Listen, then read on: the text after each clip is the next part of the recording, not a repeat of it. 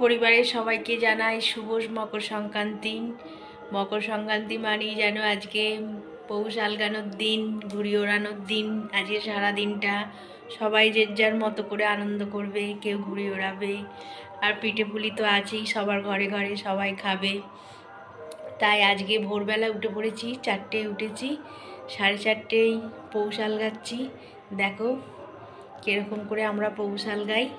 আজকে আমাদের বাড়ির পৌষ আলগানো।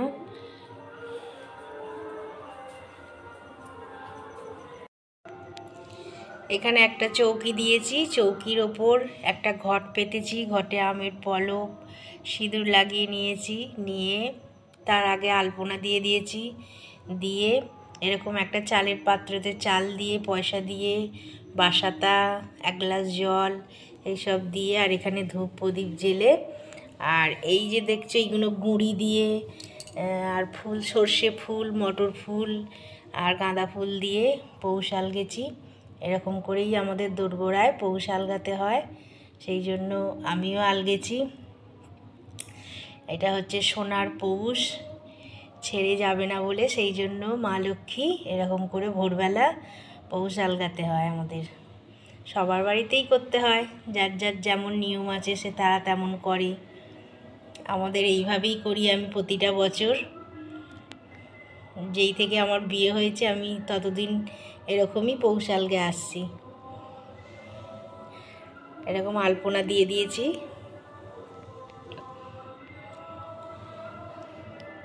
প্রতিটা দোরে ঘরে আলপনা দিয়ে পৌষ আলগাচ্ছি।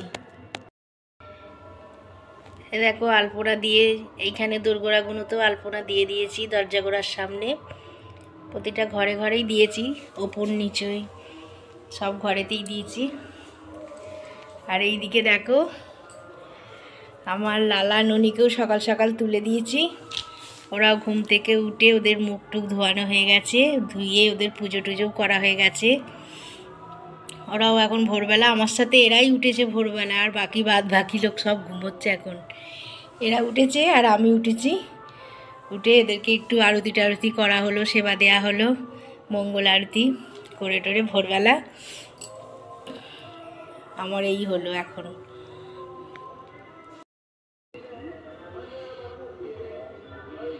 আজকে আমার পুজো হয়ে গেছে।